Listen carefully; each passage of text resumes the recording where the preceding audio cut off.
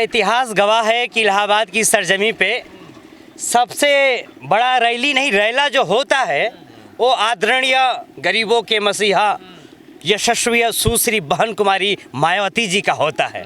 और आज ही से मैं दिन भर में भ्रमण कर रहा हूँ, तमाम युवाओं में जोश है, जुनून है कि बहन जी को देखने के लिए लड़के ललायित हैं कि धनराज जी कहाँ आ रही हैं। हम पता वही केपी ग्राउंड मैदान में जिसको भरने की क्षमता होता है तो आदरणीय बहन कुमारी मायावती जी के अंदर होता है। और फिर निर्णायक इसलिए रहेगा क्योंकि इलाहाबाद की वो सरजमी है जहाँ उत्तर प्रदेश ही नहीं पूरे भारत के लोग रहते हैं और पूरा उत्तर प्रदेश के लड़के यहाँ पे आएंगे और यह निर्णायक होगा जिससे कि उनके आगे जो भी है सब नतमस्तक हो चुके हैं।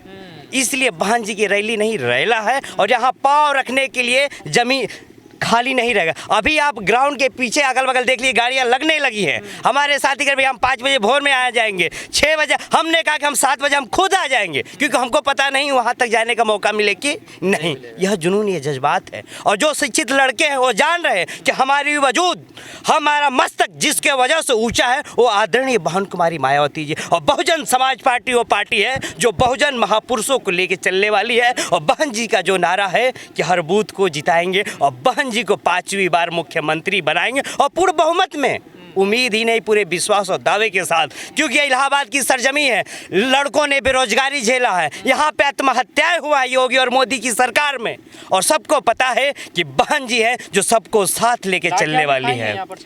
बिल्कुल लाठियां खाए। अभी हाल ही में 15 दिन पहले रेलवे की जब आता था प्रयागराज स्टेशन पे तमाम छोटे बघारों में लड़के लाठियां खाए, बहुत से लड़के डर के मारे इलाहाबाद छोड़ दिए। उसकी लड़ाई हम लोगों ने लड़ा, फिर न्याय मिला। अगले दिन एसएसपी महोदय कहे कि यह गलती होगी, शुभकामनाएं कहा कि तुम अपनी शुभकामनाएं अपने पास रखो। अब हमारी बहन जी 10 मार्च को आ रही है, हमें नौकरियां हमारी बहन जी देंगी जिसके वजह से हम आगे बढ़ेंगे। बहन जी की तारीफ कर रहे हैं, बहन जी की कह रहे हैं कि चुनाव में वो जीतेंगे, पर मीडिया तो बिल्कुल उनको खत्म बता रहा है। इतिहास गवाह है 2007 में से बाहर हैं वो। बिल्कुल 2007 में भी मीडिया कहती थी कि बहन जी कहाँ है।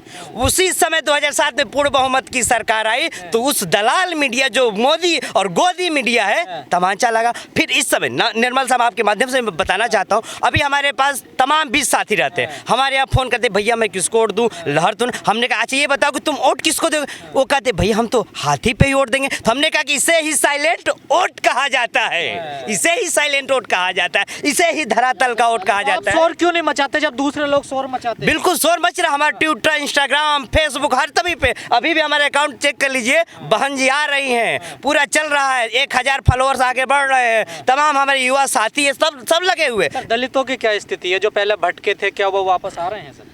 बिल्कुल जो भटके हैं जिनको अपनी जमीर जिंदा हुआ है वो आ रहे हैं। और हमारे भी 1-2% जो है ना जो सपा में, बीजेपी में, कांग्रेस में गए हैं वो सिर्फ अपना वोट ही दे पाएंगे और अपने परिवार का चिंता नहीं है, ना उनका परिवार दे पाएगा क्योंकि वो बहन जी को लोग देखते हैं, हाथी का चिन्ह देखते हैं। और कुछ बीएसपी के नेता समाजवादी पार्टी में मिशन चलाने गए हैं, कह रहे हैं बहन जी मिशन से भटक गई है। मिशन नहीं, वो दलाल है। जब माननीय कांसीराम 35 साल जब कोई एक ग्राम प्रधान का चुनाव नहीं जीत पाता था उस समय माननीय कांसीराम साहब ने मिशन चला के यहाँ तक पहुँचाए और वो लोग प्रधानी छोड़ी, उन लोगों को छोटा सा एक नगर अध्यक्ष या कुछ बना दी, उसी में वो वाही लूट रहे हैं। तो उनका जमीर जिंदा नहीं है। हम लोग बहुजन समाज पार्टी महापुरुषों के बल पे चलने वाले लोग हैं, उनकी विचारधाराओं पे चलने वाले लोग हैं। और बहुजन समाज पार्टी में हित नहीं है दलितों का। दलितों कहाँ से हित? यही हित है कि आरक्षण का बिल फाड़ दिया जा रहा है, यही हित है कि दलितों पे मारा पीटा जा रहा है, यही प्रतापगढ़ में जियाउल हक को मार दिया जाता, वही गुलशन यादव माफिया को फिर टिकट सपा देती है, यही हक है। बहुजन समाज पार्टी मुस्लिमों को तो नहीं समझ रहा ना, तो मुस्लिम नहीं समझे, लेकिन पूरा मुस्लिम को मैं नहीं लगा, हमारे साथ मुस्लिम भी है, वही मुस्लिम है जो अंधभक्त है अखिलेश यादव के, वो नहीं समझ रहे हैं। गुलशन यादव तो वही है ना? हाँ वही गुलशन यादव जो उनको मारे तो उनके भाई छविनाथ यादव अभी जेल में भी है, अभी कल ही पैरोल पे शायद छूटे हुए हैं। और सपा ने उनको टिकट दे दिया है। टिकट दे दिया है, सपा की छवि है ओ छवा की ये अखिलेश यादव तो हर मन से कह रहे नई सपा है, नई हवा है इस बार। वही नई सपा मतलब और गुंडाराज और बढ़ेगा, नई सपा की और दलितों पे अत्याचार बढ़ेगा, वही नई सपा है। और नई हवा की और ऑक्सीजन नहीं, अब कार्बन डाइऑक्साइड छोड़ा जाएगा, जो जिंदा रह रहा है तो उसको और मारा जाएगा। और ये आप जानते भी है ना, जैसे ग्राम प्रधानी के चुनाव में भी जब लोगों के सर पे आता है प्रधान तो हाथ गिरते हैं, पैर गिरते, हर चीज करते हैं कि बाबू माई हम के उठवा दे दा, हम हर चीज कर लेंगे। कर लेंगे। जैसे ही चुनाव ग्राम प्रधान बनता है या विधायक बनता है तो फिर वो अपने रुतबा में आ जाता है। तो इस समय अखिलेश यादव जी को स्थिति है कि जैसे करके हम ले ले। कल बहन जी मंडलीय स्तरीय जो चुनावी जनसभा को संबोधित करेंगे, लगभग 28 सीट हैं इलाहाबाद मंडल में, कितनी सीट जीतने वाले हैं आप? इलाहाबाद से नहीं, पूरे मंडल में 28 सीट में से 28 सीट में हमारी कम से कम अगर हम जाएं तो 50+ सीटें हम जीत रहे हैं। इलाहाबाद से आप देख लीजिए 8 सीट मैं जीत रहा हूँ और जब तक 12 सीटों पे लड़ाई है। इलाहाबाद में 12 सीट है, 8 सीटों पे दावा पे अगर निर्वाचन आयोग देता है तो मैं उसको सर्टिफिकेट बांट देता। क्या वजह है? हर बीएसपी नेता 8 सीट बता रहा है, क्या है समीकरण 8 सीटों पर? देखिए समीकरण होता हम 8 ही कहा, देखिए हम लोग 10 नहीं कहा, 9 नहीं कहा। हम लोग मोदी जैसे थोड़े नहीं, अखिलेश यादव जैसे नहीं है कम कह के 400 सीट हम निकाल लेंगे। हम सच वो अखिलेश निकाल लें, हाँ अखिलेश 400 निकाल लें और वो कहेंगे, योगी जी कहेंगे हम 50 साल, मोदी जी के अमित शाह कहते 50 साल हम रहेंगे। तो हम लोग जितना जानते हैं, जितना धरातल पे मजबूत है, बस इतना हमको पता है कि पूर्ण बहुमत की सरकार हम बनाने जा रहे हैं, हमारी बन रही है बहुजन समाज पार्टी। लोग तो कह रहे हैं 20-25 सीट आ जाए बहुत है बहन जी। लोग तो जीरो भी कह दे, उनका कोई मुंह रोका है। भारत लोकतांत्रिक देश है, बाबा साहब का दिया हुआ संविधान है, कोई कुछ कहे।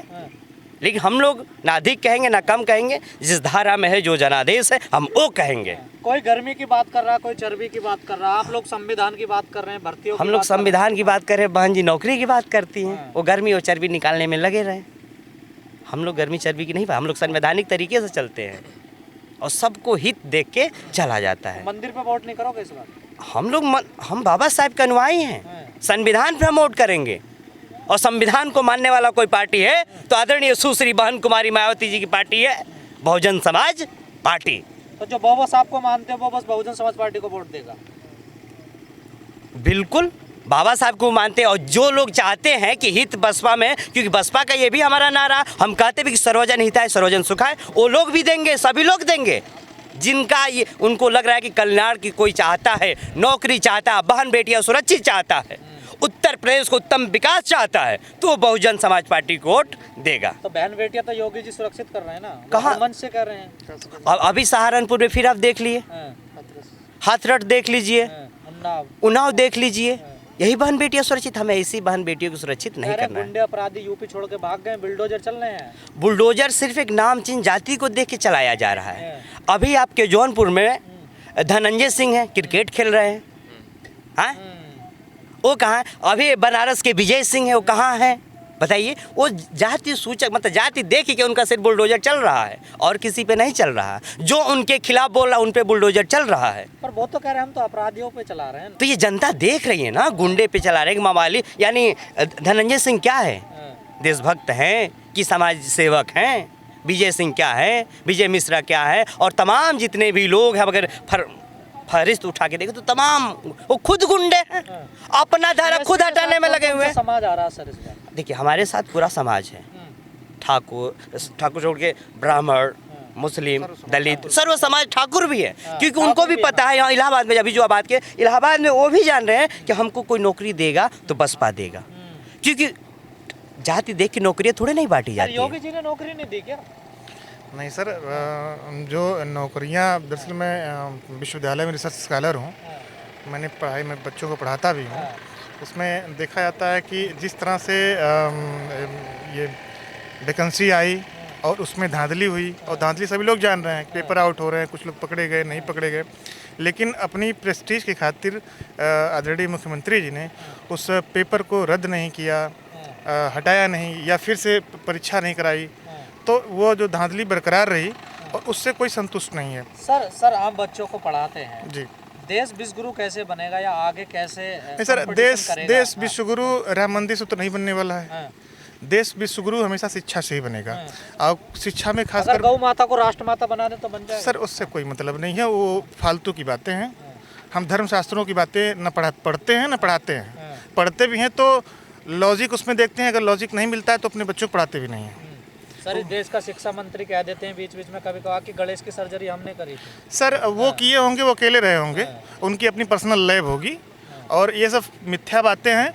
और हमारे यहाँ पे हिंदू धर्म संस्कृति और इसके बड़प्पन के लिए काशीनाथ जायसवाल, प्रोफेसर काशीनाथ जायसवाल जो है, इस पर किताब लिखे हुए हैं। बट हमारे यहाँ इतिहासकारों में या हमारे देश में क्या प्रॉब्लम है कि हम अंतर्राष्ट्रीय, हम बोलने को तो अपने देश में कुछ भी बोल देते हैं कि हमारे यहाँ वायुयान बहुत पहले था, सर्जरी पहले थी, ये था वो था, लेकिन ये हम अपने घर में ही बोल पाते हैं, अंतर्राष्ट्रीय पटल पे हम इसको सिद्ध कभी नहीं कर पाते। तो इस मतलब भारत में ही करते हैं इसको? जी इसको हम सिर्फ भारत में ही थोप दिए हैं, भारत के लोगों पर थोप दिए हैं, लेकिन अंतर्राष्ट्रीय पटल पे इसको सिद्ध नहीं कर पाते, इसलिए ये मूर्खाना बात है, फालतू बात है। तो इससे कोई तरक्की नहीं होगी देश नहीं, इससे नहीं, तरक्की किससे होगी? तरक्की सर हमेशा शिक्षा से होती है, शिक्षा और महिलाओं की शिक्षा। इसलिए बाबा साहब का जो मूल है कि महिला इनको पढ़ाइए। पर सर स्कूल कॉलेज तो बहन जी ने बनवाए थे अपने शासनकाल में, सर, उनको तो सर, वोट नहीं दिया जनता ने सर देखिए, एक मिथक होता है, लोगों के अंदर भर दिया जाता है कि हम मूर्तियां बनवा रहे हैं, पार्क लगवा रहे हैं। तो बर वक्त की जो बीजेपी गवर्नमेंट है, नहीं सर मैं वही आपके बात पे ही जा रहा हूँ कि बर वक्त की बीजेपी गवर्नमेंट ने 4,000 करोड़ की एक मूर्ति लगवाई, उसका कोई वैल्यू है, कोई मतलब है? नो डाउट हम सरदार पटेल जी का सम्मान करते हैं, लेकिन उस मूर्ति का, उतने महंगी मूर्ति का कोई वैल्यू है? लेकिन बहन जी ने जो भी कुछ बनवाया है, पत्थरों पे जो भी खर्च किए हैं, वो एक स्टेट गवर्नमेंट की क्या कमाई की जड़ बन गई, रेवेन्यू आ रहा है, स्टेट गवर्नमेंट की जो संपत्ति हो गई, उससे हमको राजस्व मिलता है। और तमाम देखिए, गौतम बुद्ध टेक्निकल यूनिवर्सिटी, ये यूनिवर्सिटी, वो कॉलेज, दुनिया भर के कॉलेज, कौशाम्बी पूरा कॉलेजों से भर दिया गया है। तो बहन जी के शासनकाल में जितने शिक्षा के केंद्र बनाए गए, उतना शिक्षा का जो माहौल किसी भी गवर्नमेंट में, इवन समाजवादी पार्टी में भी नहीं बनाया गया। और अलबत्ता शिक्षा को गिराने का श्रेय तो पहले समाजवादी। यूपी में इस बार शिक्षा, स्वास्थ्य, रोजगार पे वोट होगा या फिर वही जाति धर्म जो पहले क्या चल रहा है? नहीं सर, जो जाति धर्म है सर, वो तो बरकरार रहता है और रहेगा भी, नो डाउट। बट इस बार का जो माहौल है सबसे ज़्यादा बेरोजगारी पे है कि हमको रोजगार चाहिए। तो जितेंद्र जी, आपको लोग कहते हैं कि ये जो बाबा साहब को मानने वाले नास्तिक लोग हैं, ये धर्म के बड़े खिलाफ रहते हैं। नहीं, हम लोग किसी धर्म के खिलाफ नहीं रहते हैं। स्वतंत्र भारत में, संवैधानिक में सबको रहने का, पढ़ने का, अपने धर्म को मानने का अधिकार है। हम लोग किसी धर्म के खिलाफ नहीं, जो जिसको मानता है, लेकिन हम लोग संवैधानिक हैं, हम लोग नहीं मानते। बाकी जो मानता है स्वागत है। हिंदू, मुस्लिम, सिख, ईसाई आपस में सब भाई भाई।